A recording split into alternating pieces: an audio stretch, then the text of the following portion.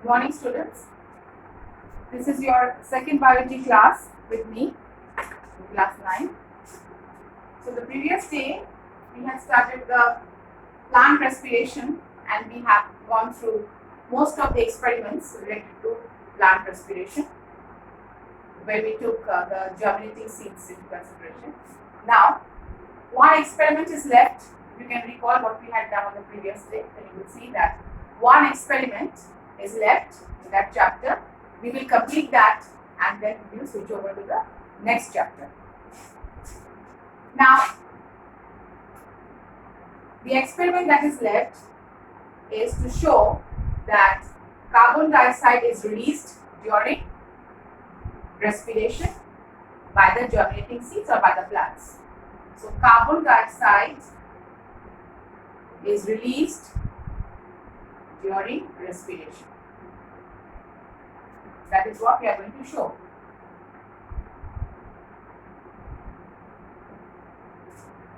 For this, we need an apparatus.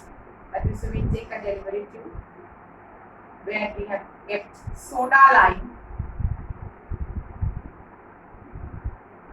Then this will lead to a flask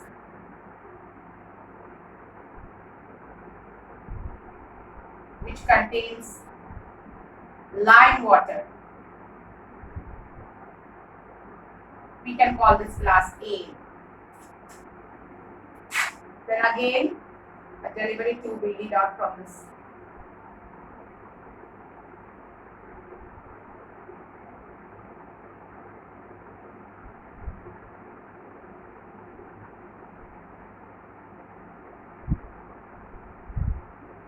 It is to move inside a something like a bell jar you can take. It's just a rough sketch where we have kept the germinating seeds which will respire. Another delivery tube comes out from this and that leads to another flask which we can call flask B, as you can see in the figure, flask B, which also contains lime water.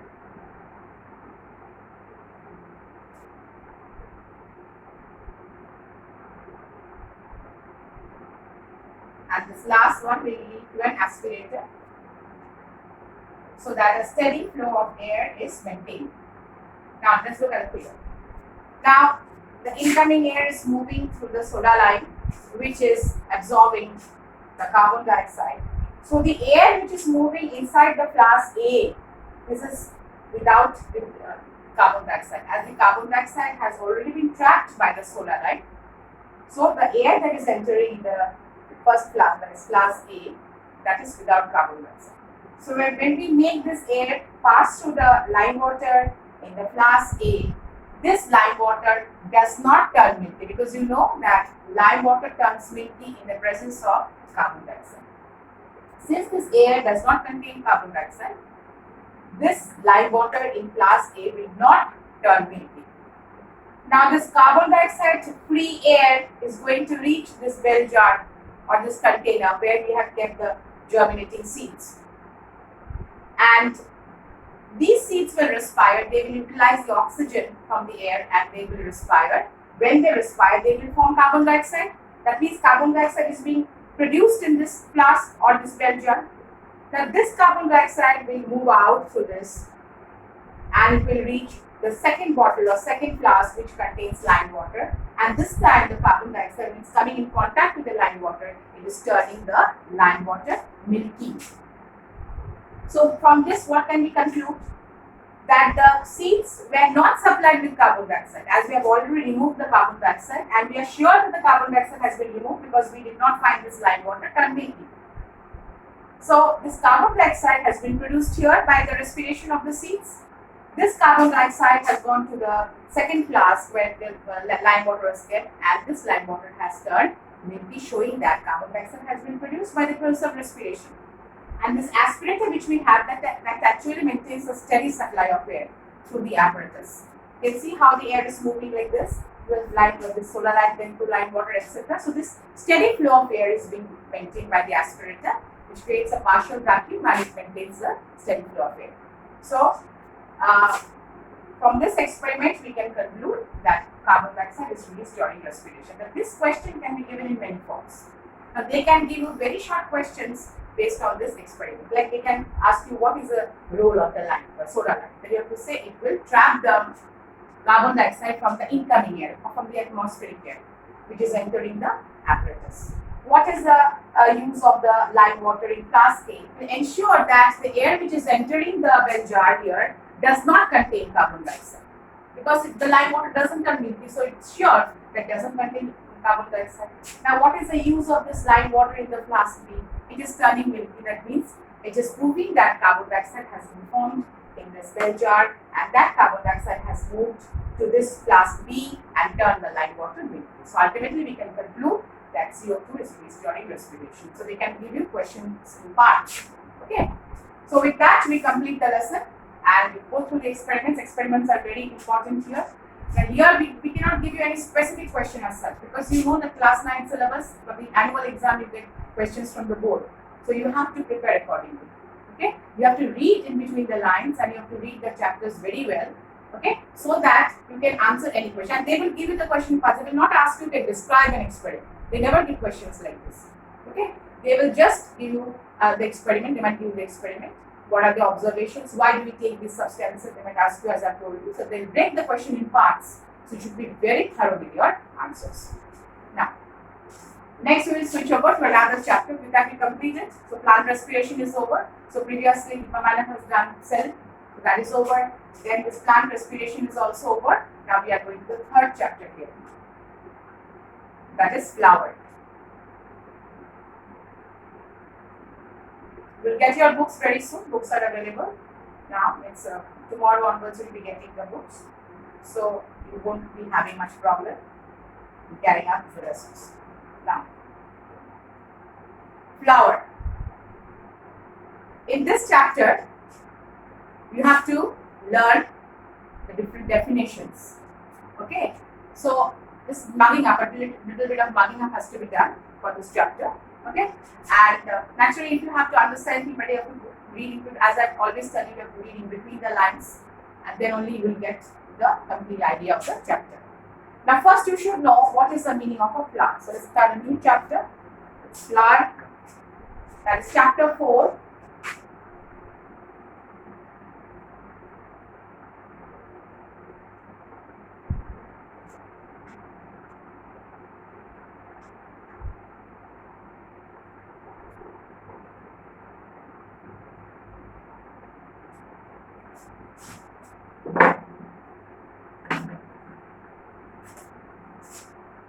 The flower.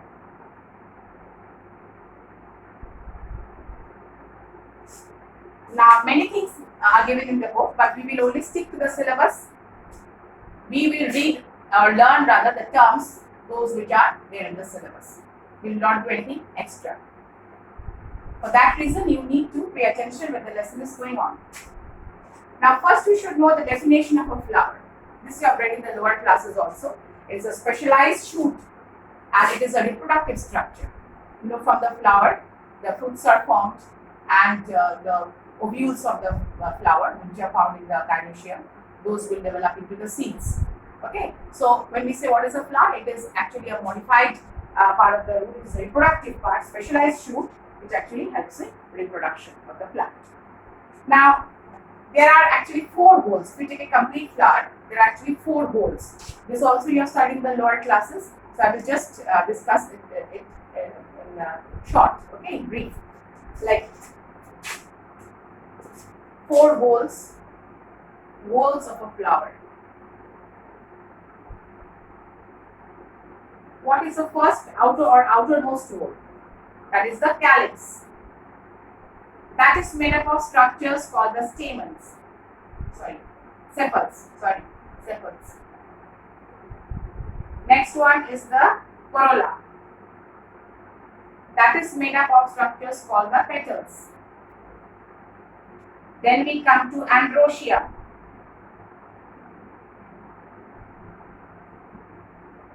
That is made up of structures called stamens. Finally, the gynosia, which is made up of structure called the carpels or the pistil. Carpel or pistil. Okay? So these are the four folds of a flower. The outermost part of the flower is called the calyx, which is made up of certain structures called the sepals. These sepals are usually green in color. The basic function of the sepals is to protect the flower in the bud condition. Because when the flower is in the form of a bud, you will not be able to see any petal because all the petals are enclosed within that, isn't it? So it is protecting the flower in the bud condition, and since it is green in color, so it may also help in photosynthesis to some extent. Okay, but the main function is to cover the flower, I mean the different parts of the flower, internal parts of the flower, and to protect the flower in the bud condition. That's the outermost wall, which is made up of sepals, okay, green in color. Next one, the corolla. These are the petals, and you know that they are variously colored. What is the main function of the corolla?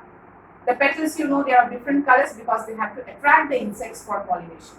If they are not attracting, the insects will also not move towards them, and if the insects not come, there will be no pollination by the insects, isn't it? So it actually helps in pollination, and they are brightly colored so that they can attract the insects for this purpose. Androecium is the male part of the flower, male part. Now that is made up of the stamens, structures known as stamen. Now each structure, that is each stamen, is made up of an anther and one filament. So there is a short structure at the top. It's an anther which has got anther lobes also inside it, and inside these anther lobes pollen grains are found.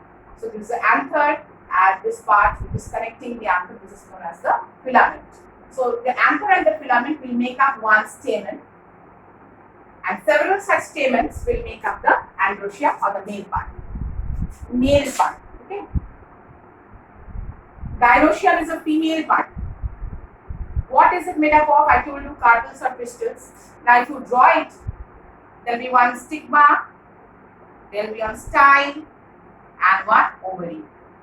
If this is the stigma on which the pollen grains are deposited, this is the style, this long thing that we get is the style, and inside the ovary we get the ovules. This is the part, ovary, which develops into the fruit, and the ovules will develop into the seed. So it represents the female part. So this is one carpel, and several such carpels can make up the gynoecium. So these four structures you have to keep in mind. And all these four structures will be found on the basal swollen portion of the flower, which is called the thalamus. Like if this is a thalamus like this, you will get all the parts of the thalamus. So I am going to draw a simple figure of the flower so that you can see all the parts.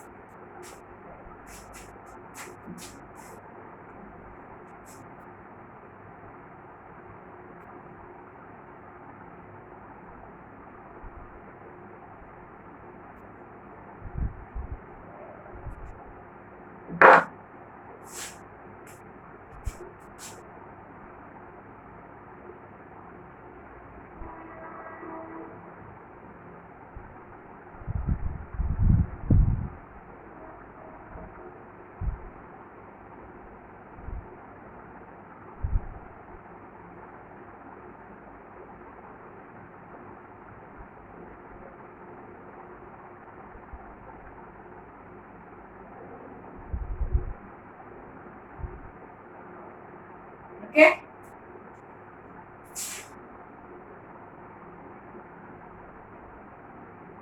Okay. These are the four parts. This is the sepal. These are the petals. This is the anther. As I've shown you before, anther. This is the filament. So this makes up the male part. This makes up the androecium.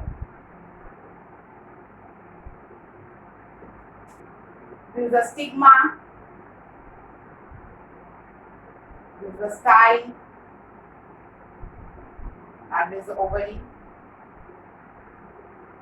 and these three will make up the gynosia or the female part. So these are the 4 whorls, and you will find all these whorls arranged on the solar portion. That's the basal portion of the flower. It is a bit solar. So this part is called the thalamus or the receptacle. Thalamus, or you can call it receptacle. It's holding all the whorls. Okay.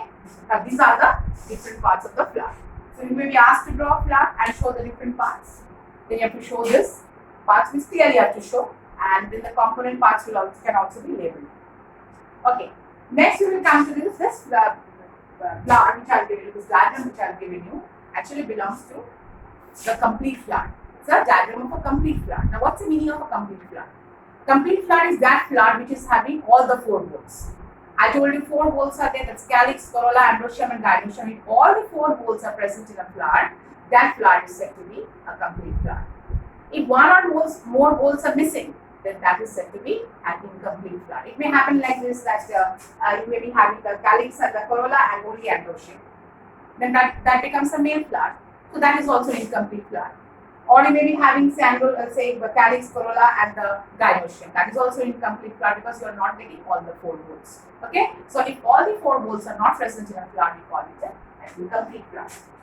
Next one, essential. Some terms are there. Those terms should be clear. Essential whorls. What are essential whorls and what are non-essential whorls? Now, what is the basic function of a flower? The basic function is to carry out reproduction. So, all those parts of the flower which are directly involved in the process of reproduction are said to be the essential whorls. Now, you know that's this androecium. It produces the male gamete or the male reproductive cell. So, it is it's directly helping reproduction.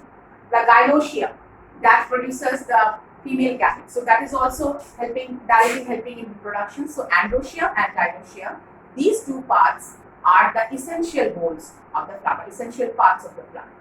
And the other 2 parts, that is the calyx and the corolla, they do not directly help in reproduction. They might be giving protection to the flower or helping in pollination and all that, but direct reproduction is not their main function. They are not directly associated with reproduction. So in that case, these 2 structures, that is the calyx and the corolla, will be known as the non-essential whorls. They might ask you, name the essential whorls of the flower and name the non-essential parts of the flower. And why are they so called? So you know the reason also. Next, some other parts are there which you have to understand, like the perianth. One term is given in your book, that is perianth. What is the meaning of perianth? What is the meaning of perianth? Now, like when I was teaching you about the whorls, I told you that the calyx is the outermost whorl and the corolla is the second whorl from outside. Now, sometimes it is very difficult to differentiate between the calyx and the corolla. Okay, they will join together and they will form one unit. So, if the calyx and the corolla, that means if the sepals and the petals cannot be separated from one another, if they combine to form one unit, then that is known as the perianth. Calyx and the corolla united to form the perianth, and the individual units of the perianth is known as the tepal. Tepal, T-E-P-A-L. So this thing should be clear. Individual units of the calyx is known as the sepal. Individual units of the corolla is known as the petal. Individual unit of the perianth is known as the tepal. They might ask you the differences between this. Next, there can be some leaf-like structures coming out from the axil of a flower. Say for example, from here you can be getting, suppose this is the axil from which a structure has come out, then we have flower anything. So just at the axil of this particular flower, you are getting one leaf-like structure, very thin leaf-like structure, which is known as a bract. It may be present, it may not be present at the axil of the flower. So that also have to learn what is a bract. Like in bougainvillea. The bougainvillea is one type of flower where you will get colorful bracts. These colorful bracts look like petals. Colorful bracts, okay. Next one comes the word nectary. What is the nectary? Nectar is actually a structure in which nectar is stored. You know, nectar is nothing but a sweet smelling substance. And that sweet smelling substance is produced in the nectary that's found at the base of the flower. You can give an example. Nasturtium is one example. It's given in your book also. That is an important one. Or any other sweet smelling flower can be given as an example. Next comes the sexuality in the flowers, where we will deal with certain terms like what is the meaning of a neutral flower? What is the meaning of a hermaphrodite flower? What is the meaning of a unisexual flower? Okay. Unisexual flower means when there is only one sex in the flower. Say for example, only androecium is present in it. And along with the calyx and the corolla, androecium is present. So it becomes a male flower. If along with the calyx and the corolla, the gynoecium is present, it becomes a female flower. That means one sex is there, so it's unisexual. And if both the sexes are there, that means if you are having all the four moles, calyx, corolla, androecium and gynoecium, then it is known as a bisexual flower because both the sexes are there, male and female. So it's known as a bisexual flower, or we can also call it a hermaphrodite. Hermaphrodite means bisexual. This term is very important. HERMA. PHRODITE, hermaphrodite flower. That means it's a bisexual flower. Okay. Now there's another term that is neutral flower. Say for example, if both the male and the female parts, that is the androecium and the gynoecium, are lacking in it, then what do we call that? A neutral flower. Means it is neutral. It becomes neutral, isn't it? It's neither having the male sexual parts or neither the female parts, isn't it? So it becomes a neutral flower. That means neuter. We can call it a neuter. We can call it a neuter. Okay. Now we'll come to the calyx and the corolla, and some terms are there to say with the calyx and the corolla. So first one is, we drop the board first.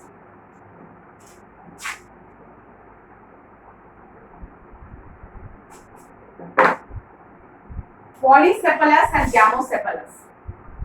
Now, in the case of polysepalous, that means here in this type of a flower, the sepals are free from one another. That means what? This is a sepal, this is a sepal, this is another sepal, this is another sepal. So you can see that the sepals are free from one another, isn't it? This condition is called polysepalous. And in the case of gamosepalous, we will find that the sepals are united with one another. So it will be something like this. Okay, that means here these are the sepals. They are only free at the top, but at the bottom you can see they are all united together. This condition in the flower is known as gamosepalous, means fused sepals, and this is polysepals. That means free sepals. Okay. Next, in corolla, same terms can be used in the case of corolla also. That is, if the petals are free from one another, we call them polypetalous. Instead of using the word sepals, we are using the word petal because we are referring to the corolla. So polypetalous means the petals are free from one another. We can count them separately. And in the case of gamopetalous, it means that the petals are fused with one another, and it's very difficult to count them individually. It just comes out as a unit. Okay. So these are the two terms associated with the corolla. Next one, we have the androecium. In the androecium, three important terms are there which you have to understand. Previously, I told you that one androecium is made up of the anther and the filament. Okay. So if the anthers and the filaments, they remain united like this. Say for example, all the filaments are united like this. Only you can count the anthers from the top, but they are all united and they are forming one bundle. Then that becomes monadelphous. Monadelphous.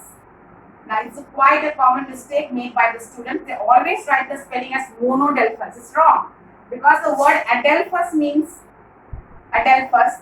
This word means a group, one group. Okay. So here you can see that the stamens, they have united together, especially the filaments of the stamens are united together and they have formed one group, and you can only see the anthers at the top. You can count the anthers at the top, but the lower portion is fused. Now if this fusion takes place in two bundles, say for example one lot of stamens united to form one bundle, and say another, if this happens in the case of pea plant. Okay, in pea you will find there are 10 stamens, 9 will form one bundle and 1 will be separate in another bundle. So here two bundles are formed. That's why we call it diadelphous, because the word is not diadelphous, it is diadelphous, because I told you adelphous means a group.